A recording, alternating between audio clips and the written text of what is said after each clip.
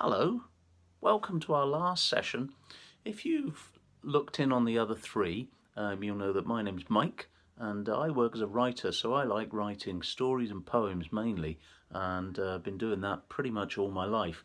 And I love writing because you're trying to create for the reader of your poem or your story, you're trying to create little pictures in their mind and you're trying to take them on a little journey. Obviously people who do it in other ways I've talked about before, with music or with dance or with art, they do it in different ways, but I like to do it with words. So this last session I'm going to dedicate to, in previous sessions we talked about, in fact the last session we talked about poetry, so today we're going to talk about story, and we're going to come up with a story. And what we're going to do, we're going to make a little story book. Okay, so using a sheet of paper, we're going to make what's called a zine. Now, that's Z-I-N-E. So I would suggest, if you're going to make one, and certainly for the purposes of this, I'm not brilliant at making, I can make them, but I'm not brilliant at it. I want you to go away and just, if you put in YouTube, zine, Z-I-N-E, you can make a little 8-page book from one sheet of A4 paper like this, okay? And you do it, you fold, so you fold lengthways like that. I'll just do it quickly, but please go online because you've obviously got the ability to do that with the internet. I'm going to fold there, and I won't do this one very precisely, but you fold there, so you've got one fold like that. You fold again like that, fold it over again, and then you fold one last time. So you're creating your little book, which is going to have 8 pages.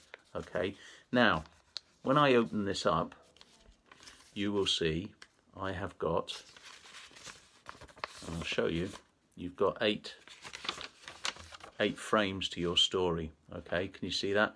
Now you're going to make a little cut from here to here.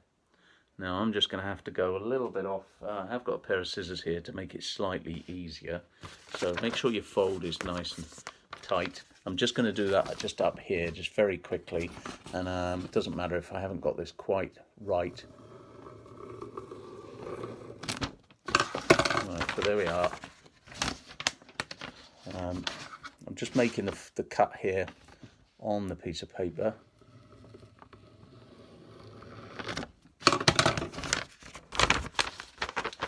See how expertly I've done that?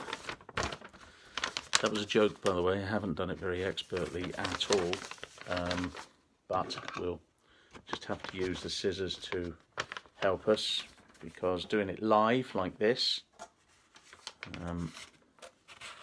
Right, here we go. Cut along the middle. Okay. So we've got this little cut in here now, and then when we made that cut, we're going to pull our paper in opposite directions. So take the middle 2 pieces, take them in opposite directions, and then when you've got that, this is great, isn't it? Right, and you've got that, I've pulled them in opposite directions. Now we've created this little 4 like that.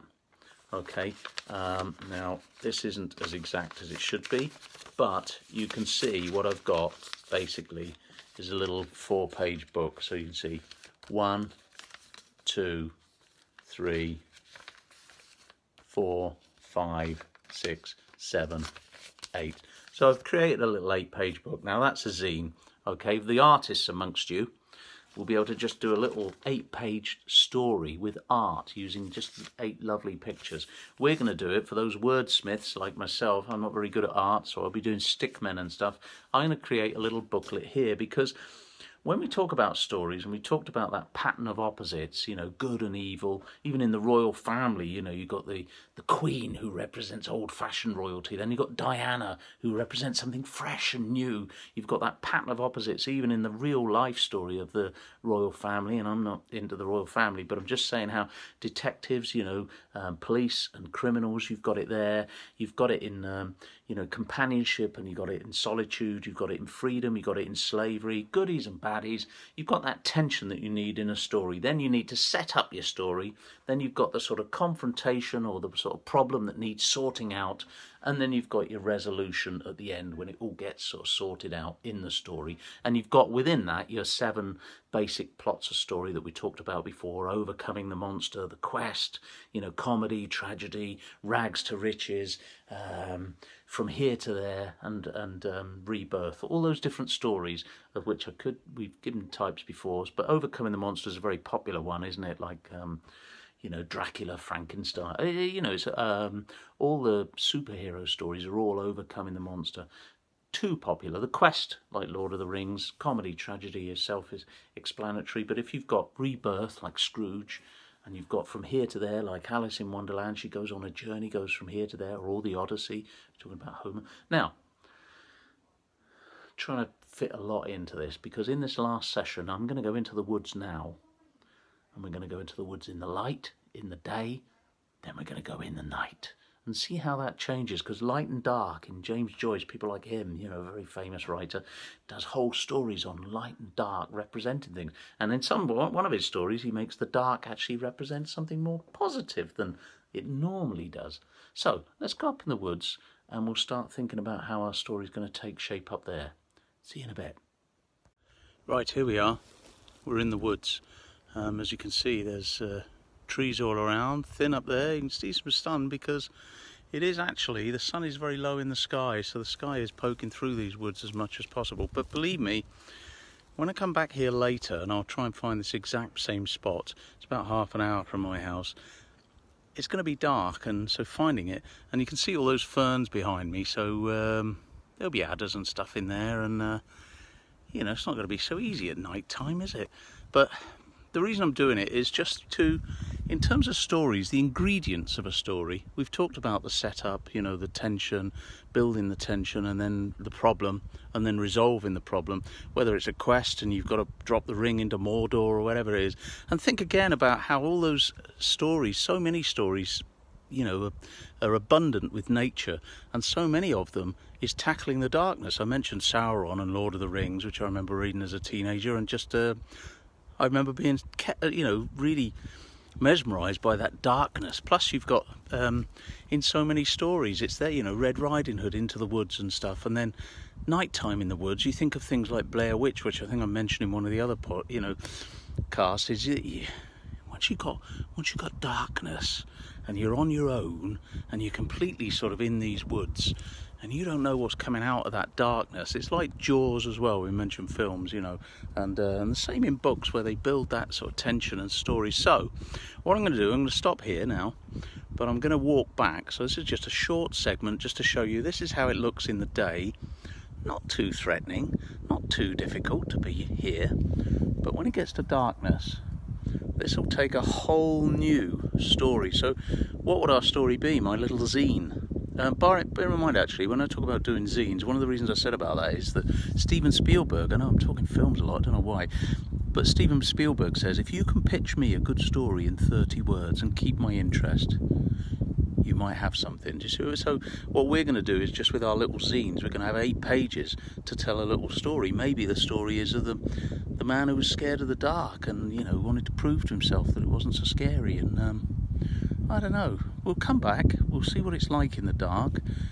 I should camp out here, really, but I'm not going to go that far, But I'll see you later. Next time you see me, it'll be dark, and that'll be interesting, won't it? Okay, see you in a bit. Hello, just a very quick video as I'm on my way out of the woods. I'm just at the end, one of the entrances. I say entrance, it's just a bit of rough ground, but look, saw this. And here's the thing, right? You see these? I have filled those 2 carrier bags, right? Filled those 2 carrier bags with rubbish that I don't want to, you're probably young people watching this, but I've just spent 10 minutes or something picking up cans and wrappers and all sorts of things. People obviously come up here for a bonfire, which is fine. I hope they have a really nice time. But to leave it with all the, I'll show you some more, because I'm going to find another carrier bag and do some more cleaning up. But look, I'll just show you. You can see here another fire. So on the edge of the woods, this is where people obviously come, and you can see all the cans and the rubbish. I'm going to pick all this up, you know, even little sauce pots, look. See them? Sauce pots and cans. There we are, here's another carrier bag for me. So I will get this. I know it makes me sound like a do-gooder, but what I mean is, you know, there's no need to leave a place looking like crap, is there? So, sorry, shouldn't say the rubbish for a man of words. But no, I'm now thinking that my story is maybe about someone who sneaks into the woods and decides to give people a bit of a fright. But maybe things go terribly wrong for him, right? So he's in the woods trying to teach people a lesson about the environment and litter. And it all goes wrong. See what happens. I'm just going to pick up this other bag. Right, here we are, back in the woods. And it is very, very dark. And you can't see anything but the darkness. And trees. Trees as far as you can see, even with the torch there. See up there into the woods? You can see how you see when you're writing, what you have to do is create atmosphere. And atmosphere is such a... You know, Dickens can write, and he can get behind cupboards and under tables. His writing's that good, he can really take you there. Here, you don't need anything to get the atmosphere, do you? Because it's here for you. It really is. And it's absolutely spectacularly dark. And I've got to say, spectacularly sort of creepy, really. Yeah. So, this is me in the dark, in the woods, as promised. I think I'm going to go home. But I said I'd come up here. And here we are. So, I'll see you back at the house. Right, here we are. Trying to find somewhere in the dark. Not easy. Oh, there's a little figure. What is that figure? Oh, now that looks... doesn't it? Something's moving. Can you hear that? And that figure, creepy or what?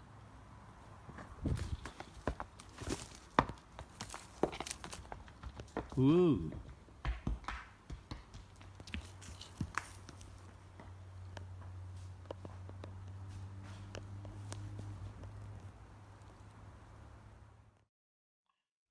Well, what did you make of that?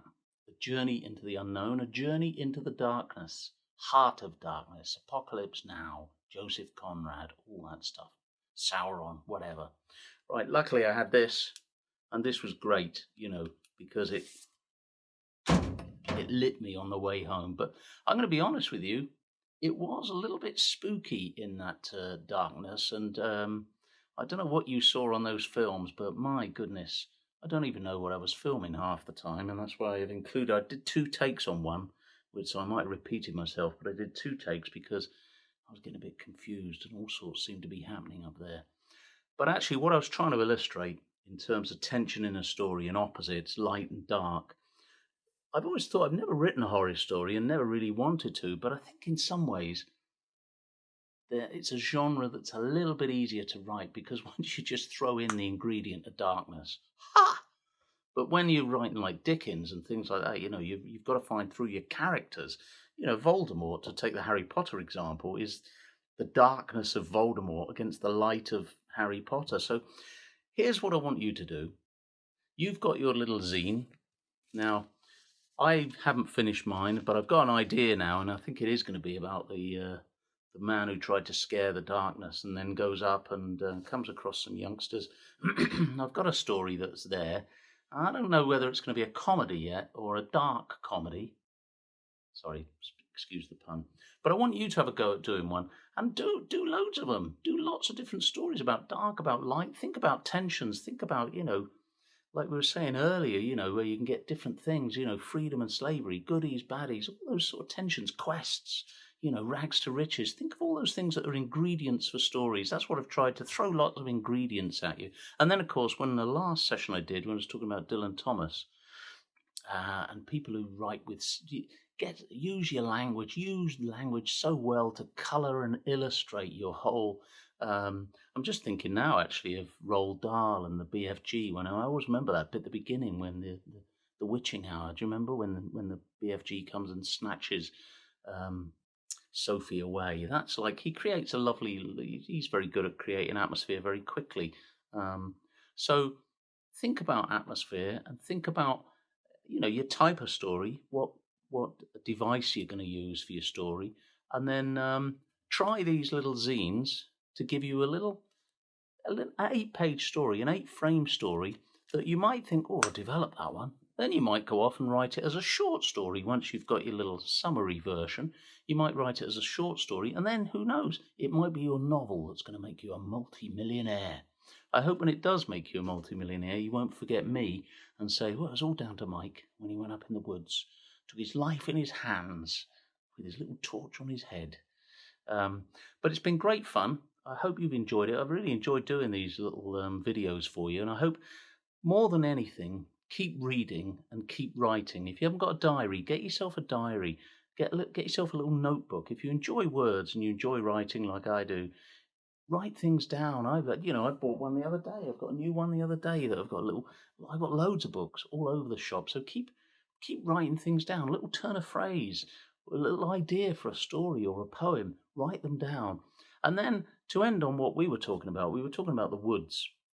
And I hope you'll agree from the 4 things I've done, that it's inspired me, because I think poems, stories, if you're not inspired by going into the woods and interacting with nature, there's no hope. And think about when I was mentioning earlier in the earlier video about films. All films come from books, even Jaws, Peter Benchley's novel. So when I was talking about, I was a bit telling myself off for straying into the world of films. All films come from books, pretty much. So keep writing stories, keep writing poems, keep enjoying words and bash them around. And remember that Banksy rule of come up with something that nobody's thought of before. That's why his graffiti's so good. Once you get those ideas and then you develop a turn of phrase like Wilfred Owen or like Dylan Thomas, you're away. And you can paint those pictures and you can get into those shadowy corners that Dickens gets into. And by the way, his Signalman, the fantastic ghost story he's written. So read some of his. Go away and read some. But above all, send me some stuff. I'd love to see them. It's been a real pleasure. I'm going to say goodbye. Until next summer, or until I see you again. And maybe when COVID's over, you'll spot me sometimes walking through Cardiff or Bridgend or somewhere. You say, hello, Mike. Never met you. But you look scared in the woods. Anyway, it's been great fun. Keep writing, keep reading, and lovely to spend time with you. Cheers now. Bye-bye.